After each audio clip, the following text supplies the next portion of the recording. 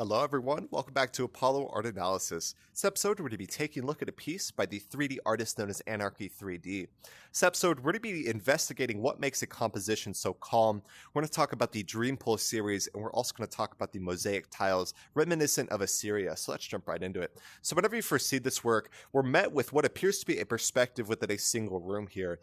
We can kind of infer that there is a wall behind us. We see two arch openings there, and we do feel alone within the spatial composition. We don't see any people. We don't see people walking out there. The water isn't going too crazy, so it feels quite calm and tranquil in that introduction. And this tranquility is quite important. Of course, it may feel like it's inviting the viewer to come sit down, relax, unwind, or enjoy themselves. All very important whenever we're taking a look at work here. And so we do get kind of this darker aesthetic. Of course, we do have the light outside of the arches, kind of reflecting onto the arches. But within here, the only light that we're given is kind of the reflection of those archways there, and then we also have the light under there, and then reflecting onto that kind of shiny surface there, a little bit of texture as well. So all of those really give us a tranquil scene. Of course, adds that and a kind of bit of a darker pocket. So with this in mind, how do you guys feel whenever you view this piece? What do you think we're looking at here? Where do you think we are?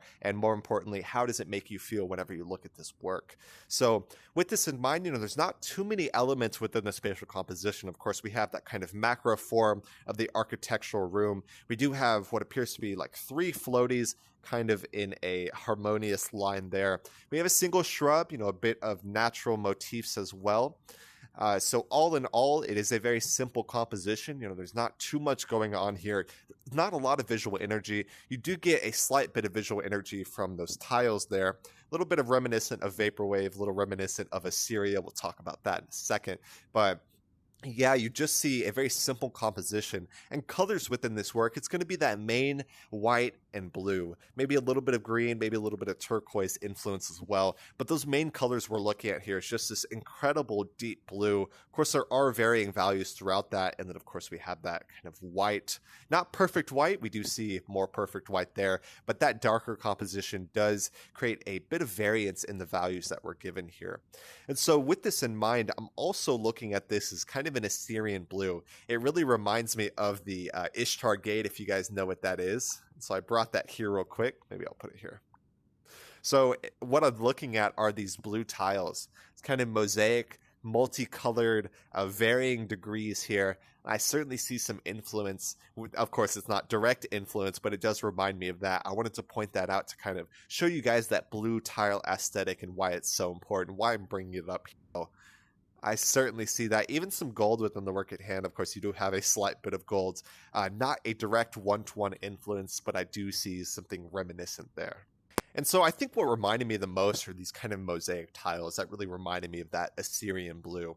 And so with this in mind, these tiles feel very clean and pristine, maybe even sterile in that way. I think that's always what the pools are trying to go for. Whenever you go into a pool, you don't want it to look dirty, you don't want to look too messy. So I think those white tiles really allow that aesthetic to feel clean, feel pristine, and of course, not feel too chaotic within the work at hand. And so we're looking at a piece that's really inspired from the root of the Dream Pool. And the Dream Pool was created by Jared Pike in late 2020. And, people weren't really, he wasn't really on anyone's radar in late 2020 until 2021 when he really blew up. And then 2022, we saw even more inspiration from the Dream Pool series. So whenever we're looking at this, you see that influence in the Vaporwave tiles. And of course, you have that water as well. All very important. And we've seen a lot of influence and a lot of evolution on the original Dream Pool series that Jared Pike pioneered.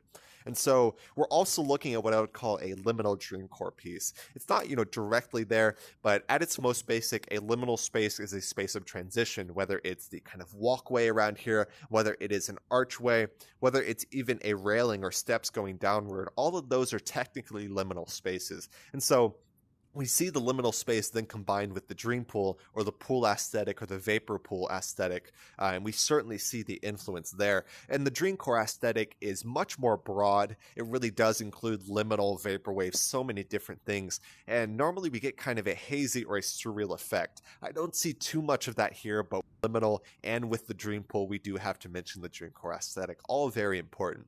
And so this was created in a digital rendering, so as it is a rendering medium of expression, highly realistic. Of course, it allows you to sculpt, place, and kind of assemble objects within a virtually simulated three-dimensional environment. So we certainly see the realism here, and it has even deceived some people into believing these are real places. So quite interesting. The digital rendering is just an amazing tool for expression. If you guys are not an artist, you guys want to create your own scenes, check out the digital rendering. It's probably, I would say, one of the most accessible for people who, can't draw by hand or anything like that. Really allows you to assemble and kind of create your own sets. And then, of course, we have the perspective assembled right here.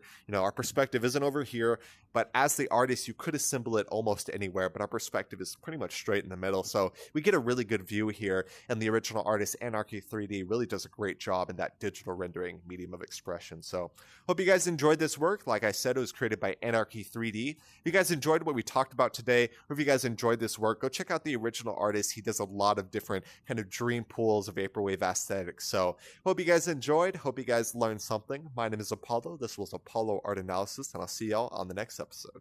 We hope you enjoyed today's episode. If you'd like to support our work directly, please check out our Apollo community tokens. Apollo Art Exchange is an ecosystem of art appreciation which elevates artists each and every day. Thanks for listening.